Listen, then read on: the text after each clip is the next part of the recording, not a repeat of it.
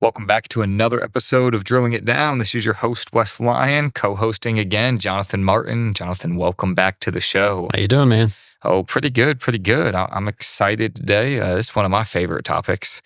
We're going to talk about the rise of buyers into the marketplace. We talked about DSOs last time. And, we're kind of, the DSOs, they're still buying, not to a large degree, though. But somebody's got to fill that void. So tell me a little bit about what you're seeing on the private practice market. Yeah, I mean, historically, and when I say historically, let's say recent history, last 5 years or so, we've seen a pretty dramatic decline in practice ownership. In fact, if you track it back further than that, and, the ADA publishes statistics on this annually, I mean, there's been a dramatic decrease in the overall percentage of doctors that own their own practice or a piece of their own practice. And that decline has been a lot more precipitous amongst younger doctors.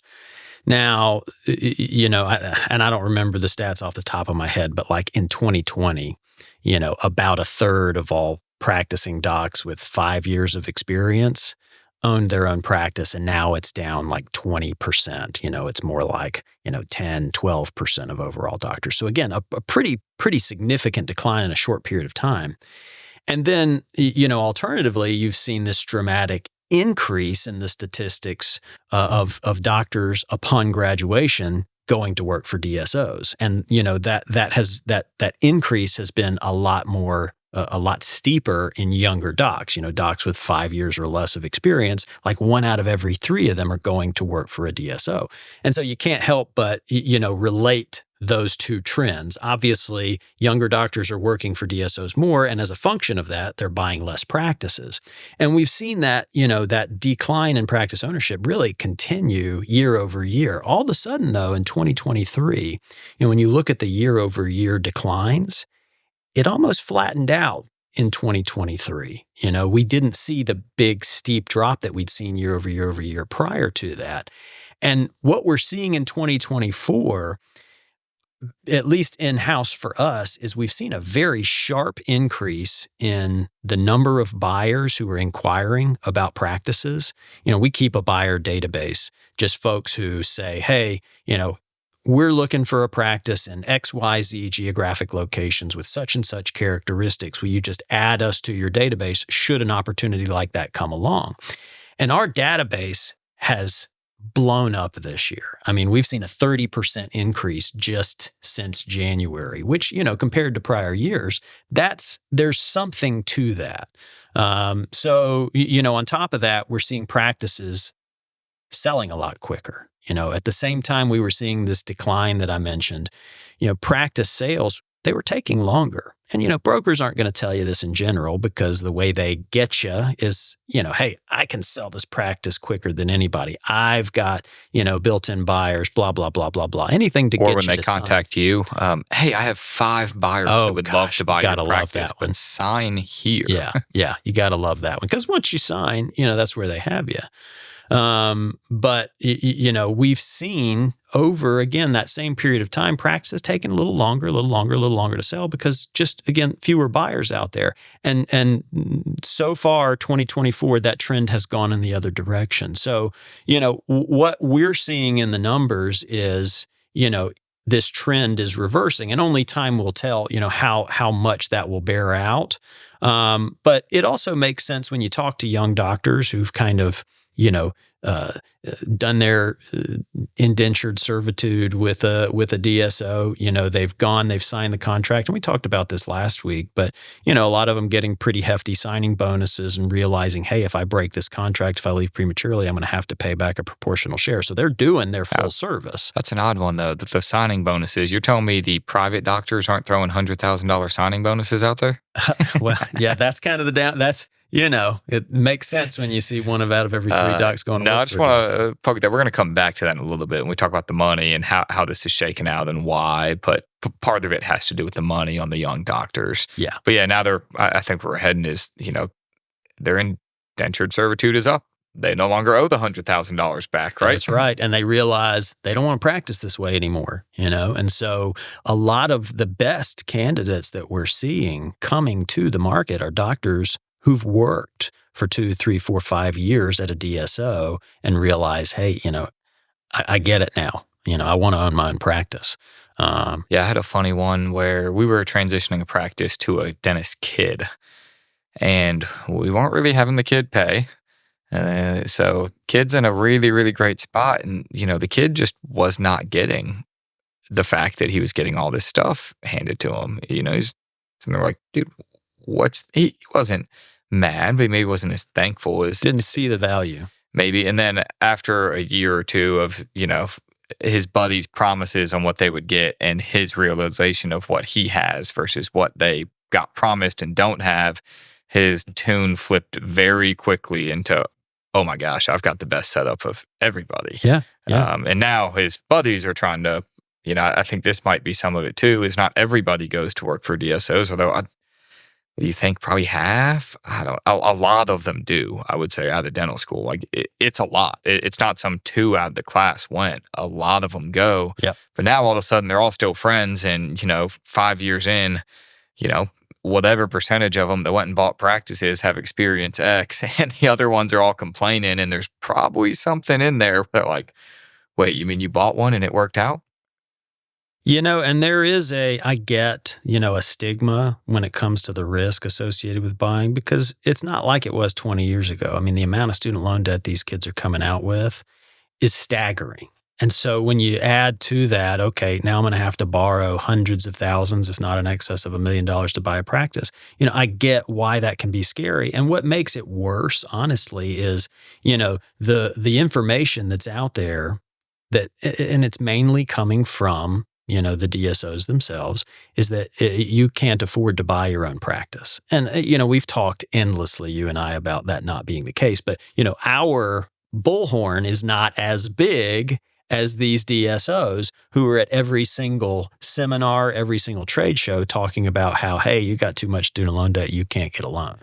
Which is insane because, every time I talk, my title of my presentation to them is why you can't afford to not buy a practice. Exactly. Yeah. And then I say, hey, did you notice how many banks are in the exhibit hall? And like, well, yeah, about every other exhibitor here is a bank, aren't they? All the sponsors are banks. And do any of you have any idea why?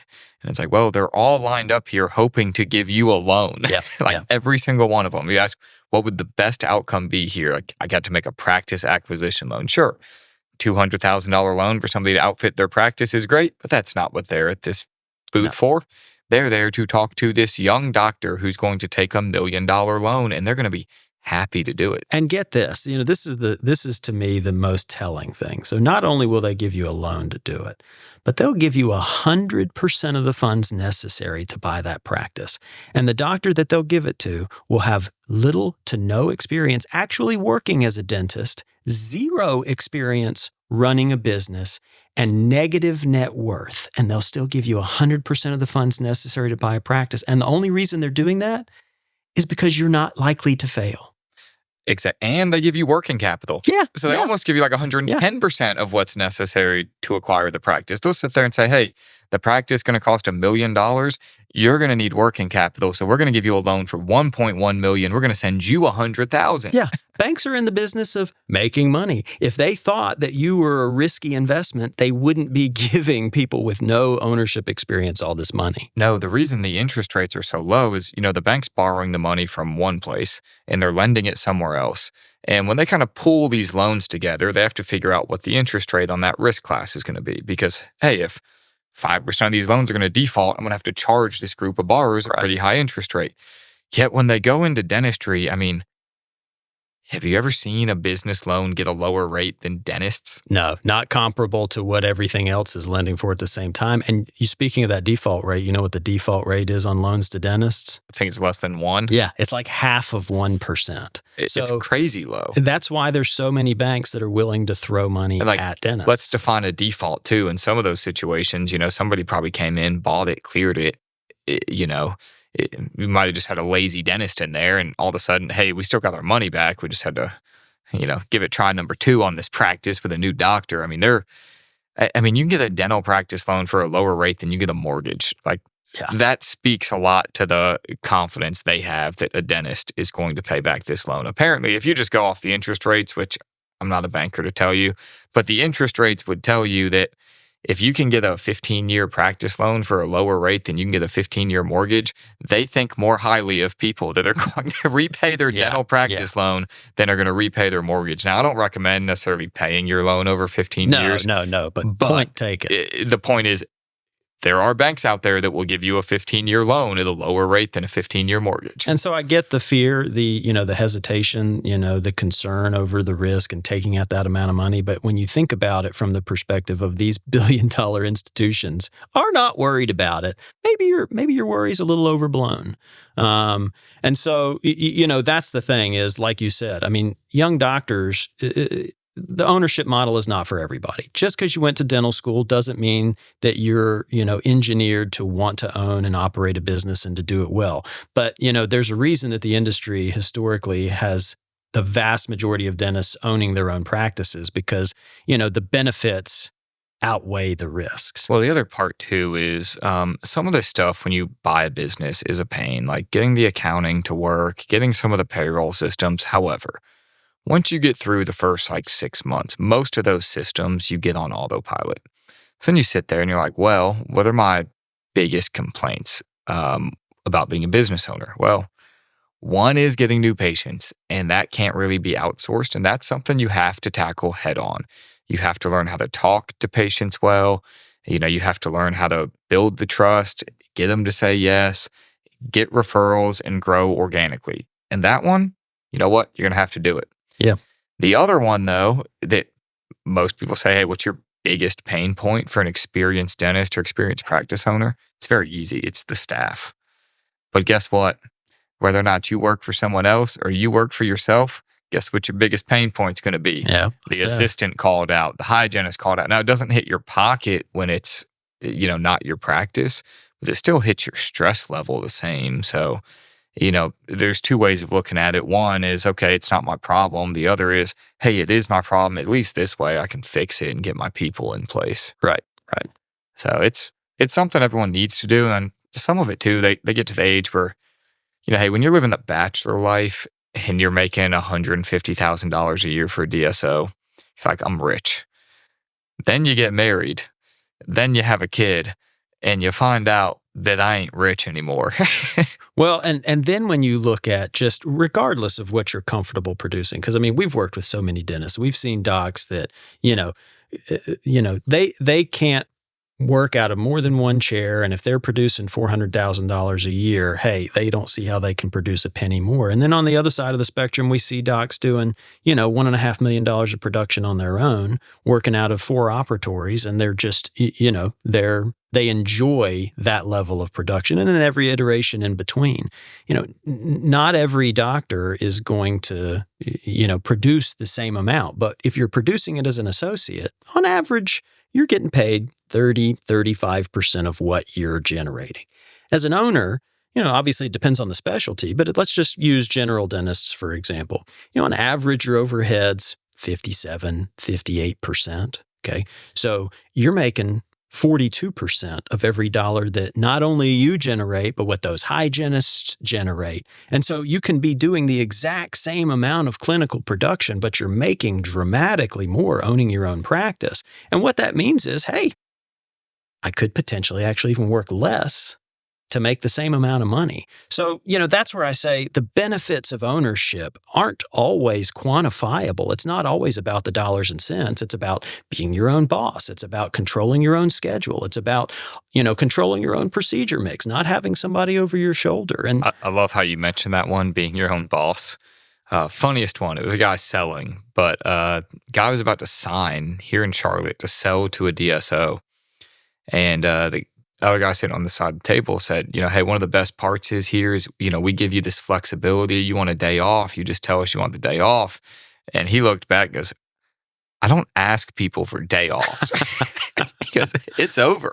Yeah. Like, what do you mean that's flexibility? Like, I want a day off. I tell the staff we ain't coming in next Wednesday. Like, there is a lot there. You get to just take a week off. You don't want to work that Thursday. Now you got to produce, but sure. A lot of the doctors can get it to the point where, hey, we're producing, we can afford to do that. I've even seen some, we do this a lot with retiring doctors, or, once they get their financial goals, we bring them down to 3 days a week instead Yeah. of 4. And we say, hey, bonus the staff, make sure they're getting paid for 4 as long as production stays the same. And, guess what happens to production every time we I do was that? going to say, my guess is it stays about the same. It goes up. Wow. It goes up. So you can really learn how to make the office run and be your office. And that's good and bad, but there's a ton of good there for the buyers. And I think they're just naturally realizing that. Yeah. Before it was like, hey, they had mentors, people to tell them you just expected to buy a practice.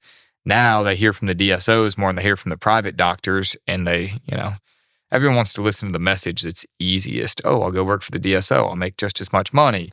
So they go do it, and then it doesn't happen. And then all of a sudden, I say, you can lead them to the water. You can't make them drink. All of a sudden, they think back to that professor. Oh, yeah, this is what, he meant or she meant when said, I'm going to need to buy my own practice. And Well, and now again, they're flooding the market. they have the bigger bullhorn, but now I think there's been enough time for, those stories of situations where doctors didn't like working for the DSO, where things didn't go well. This has been going on for 15 years, but really the intense, rise in the level of consolidation started in, I'd say 2017, 2018. So, we're 6-7 years into really DSOs occupying a significant portion of the overall industry, and you're starting to hear that other side of it more. And I think that's what we're seeing in 2024. I think the winds are shifting and doctors are kind of coming back to the market. Only time will tell, but there's definitely no way to misinterpret what we're seeing in 2024, which is more buyers and shorter time on the market for doctors who are selling. Yeah, and this one might be just something biased because of who we are. But I've noticed we've got more doctors getting back involved with dental schools that are actively reaching out to us going, hey, we need help.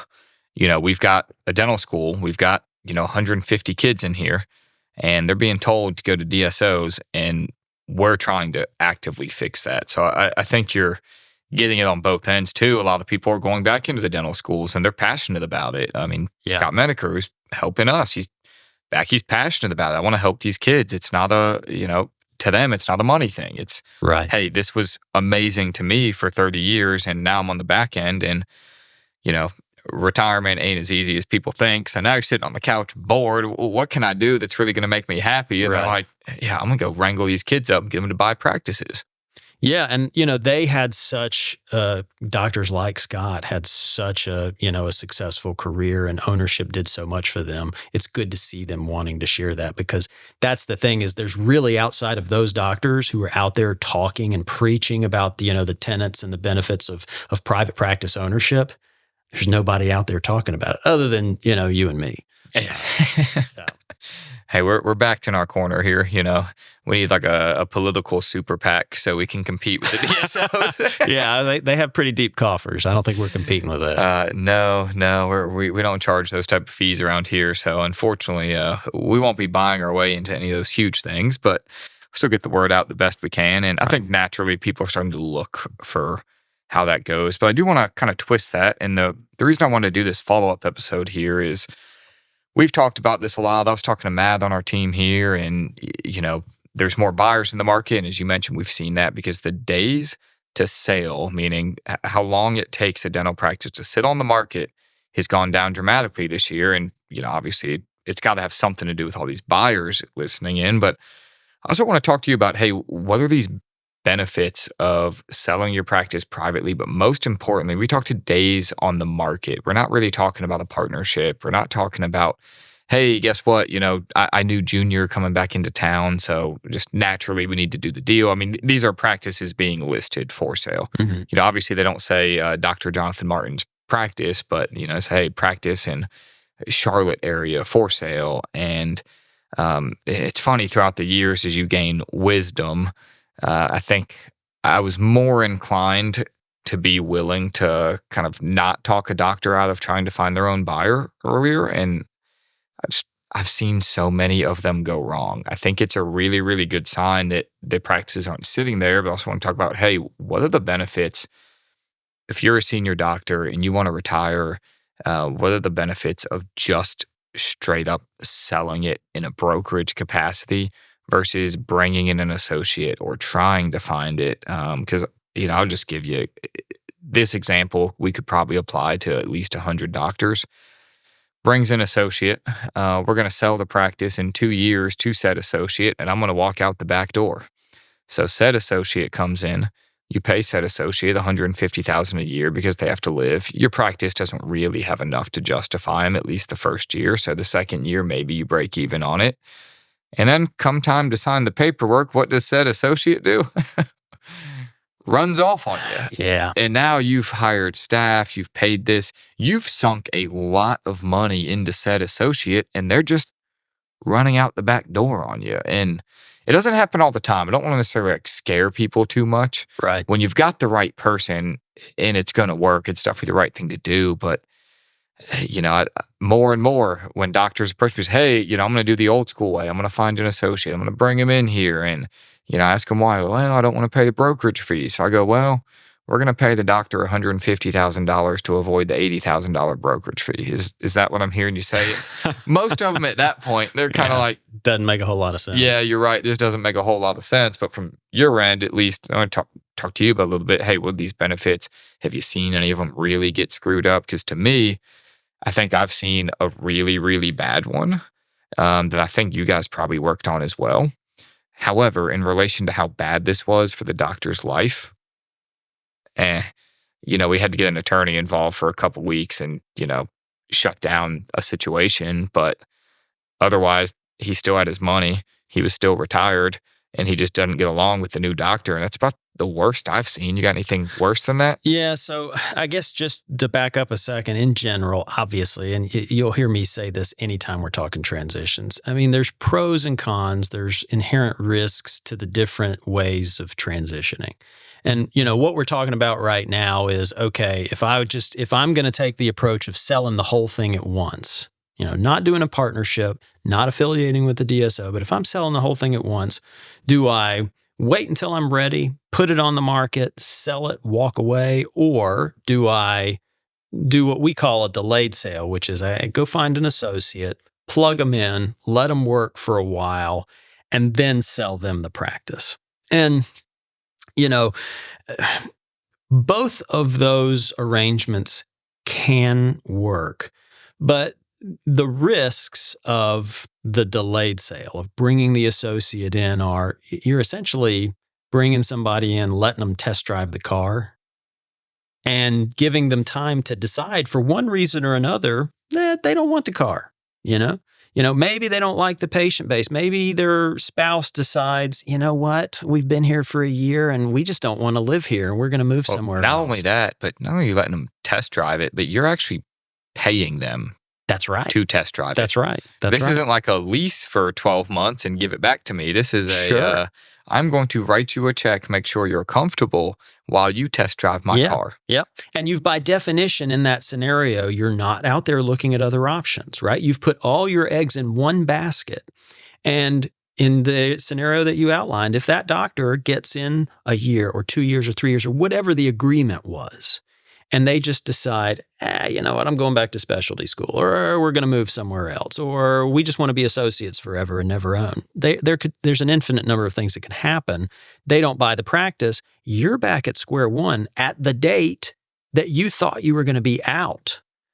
And then on top of that, you've got an associate in there who's been doing probably a significant amount of the production. And you got to hope you're in a state that, allows for covenants not to compete to be enforceable. It can impede your ability to, from a time frame standpoint and just actually from a functional standpoint, transition out of your practice. Having an associate that decides to back out can very much deviate you from your desired time frame and impede your ability to sell at all, again, if they're doing a significant amount of the production. So, that is just one of the big inherent risks of that approach. And that's why, from my standpoint, there's only a few scenarios where I really recommend even doing that. To me, it's a lot less risky. As you pointed out, that if you just find the buyer and sell it to them, well, hey, if any of those things happen after they've bought the practice, you're no longer at risk. You got paid, cash is in the bank, and what they decide ultimately to do can't hurt you financially. I was kind of like back to the car example too. I think the biggest benefit is, okay, you're at the car dealer and you're the one selling it, and you're selling a Suburban. One person comes in, they want to test drive it for 12 months and maybe they'll buy it afterwards. Somebody else comes in and says, hey, you got a black Suburban and I need a black Suburban. Yeah. Let's talk about the price and I'm going to drive out of here with the thing. It's like, exactly. 100% what the intentions of that person are. Because everyone's going to look out for themselves. So maybe your intention is to sell it to them in 2 years. Maybe their intention is they just don't have another job offer. That's right. And we've seen that happen. And so going back to the few scenarios where I do recommend the delayed sale, really it's due to a lack of other options. If you're in an area where there's just not going to be a lot of interest, not a lot of candidates, and you have a candidate that comes along and says, hey, I want to test drive the car before I buy it, you're not really in a position of strength. Or sometimes I recommend they go down that road because you know what, the right person comes along. Sure. But you aren't financially ready. Yes. Or you're not emotionally ready. That's you say, right. hey, let's do a delayed sale. I'll sell it to you in 2 years. And when y'all do that, you freeze the goodwill, right? So, hey, if you grow the practice while you're here for these 2 years, I'm not going to charge you on the growth. It's going to work for me. It's going to work for you. But I think that's a candidate first, delayed sale second scenario versus, I think, I'm not saying it's the worst idea in the world, but some doctors just go into it with the idea of, I'm going to do a delayed sale ahead of time. And we just went through one here with a shared client where, he got a little upset that, the guy didn't want to buy it from him ultimately and backed out the deal. And, emotionally a little bit, upset. Am I going to be able to get out of here? What's going to happen? And then, boom, the next buyer comes in and she's just happy to be there. And if it's the same doctor I think we're talking about, that actually worked out in their favor too, because he didn't have to sell it for the low price that they'd agreed to for the doctor who'd been there. He got to sell it for current market value with all the growth factored in that associate had brought to the table. And he was in a great market where, look, no matter what happened, he was going to be able to find a buyer. Oh, and she just, she looked at the numbers. They were fair. And was, yes, thank you. I have a bank loan. When can I buy it? Exactly. And that's where it's just, hey, look, somebody on the car lot looking for what you're selling is worth a whole lot more than somebody cruising Facebook Marketplace at 3 a.m. Well, and I think the broader point, if you kind of take a step back from this specific scenario we're talking about, the broader point is, look, there's a lot of transition options out there. And, they all have their pros and cons. The biggest mistake I see doctors make is they like to put their head in the sand and just, hey, status quo is great. I just want to keep doing what I'm doing and I don't want anything to change. And the reality is, hey, change is coming for every single one of us. And we have no idea what the timeline is for that change, but we cannot work forever. We can't maintain the same practice modality forever. At some point, we're going to, come across health issues. We're going to want to slow down. We're going to need to transition our practice. And, the sun shines brighter on folks who plan. And for some folks, a full sale, and I would say for the majority of folks, a full sale, putting the practice up on the market, selling it to another doctor is the most realistic and the best fit from a transition standpoint. And that's what I love. If you're a one doctor practice, you got, your 6 staff members, maybe a little bit more if you're a different specialty, maybe a little bit less, and you don't have the buyer. It's just, hey, you find this, you get to interview them. It's not that, it's not like a live auction on eBay. Right. If somebody comes in, you don't like them, you don't have to sell it to them. Right. But, you just one day they come in, they give you a boatload of money that the bank lends them. And you're out the back door. You take your money.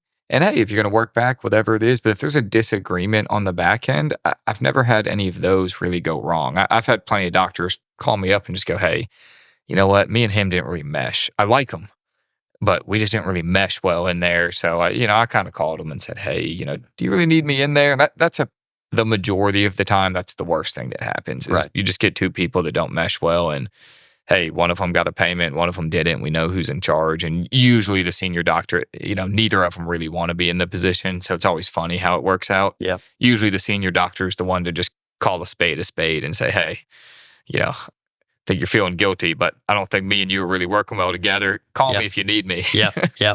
And still here. And it ends in a friendly terms. Yeah. We don't have to sit there and, we discovered we don't work well together while you're an associate and you're supposed to buy the thing from me in 6 months. And most practices aren't big enough to facilitate multiple doctors anyway. So, it's not anything that you ever have to deal with. But like I said, while that's the plan that works for most people most often, there's other plans that accomplish different goals. And so, the further in advance you plan, and really it all starts with kind of your world. Just make sure financially you're in the right spot so that when it comes time to be thinking about this, you can do what you want to do, as opposed to what so many doctors that come to us are in position to have to do, which is they have to get the maximum amount of money out of their practice transition because they can't afford not to, because they didn't plan, because they didn't save.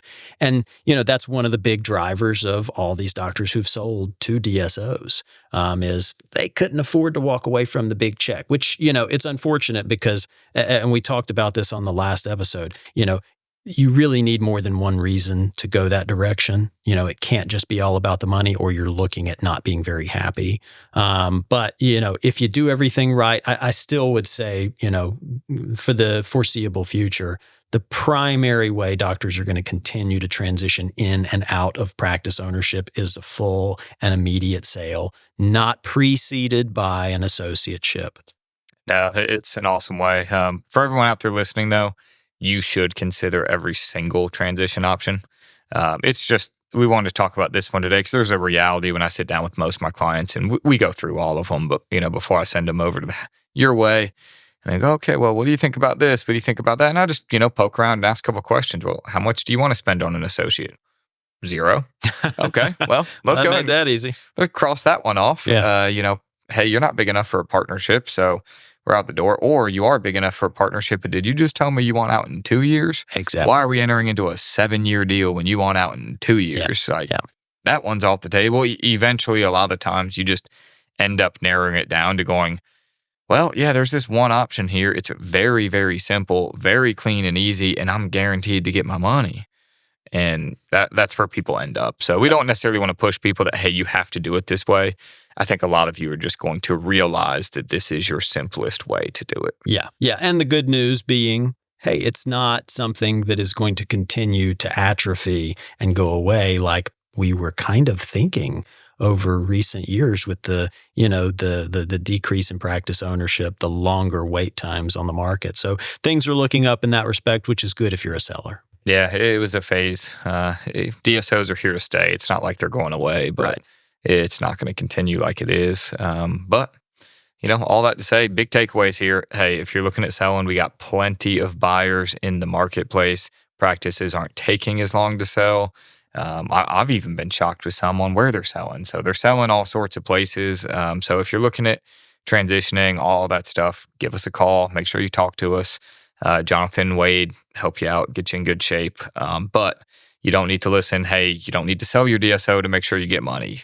That's New right. Doctors, they'll do it. And the banks are lined up. They're still lending. I don't think the banks really ever stopped lending. They didn't. Rates have gone up, of course, but, still. Hey, they cut back down. I got a text message from one of the bankers, 5.5. Whoa, that's a good one. I know we all sat in la la land when it was, I've got some loans out there at 2.7, 2.5 on a practice. So, okay, if we exclude that short period of time, you could really get sub 4.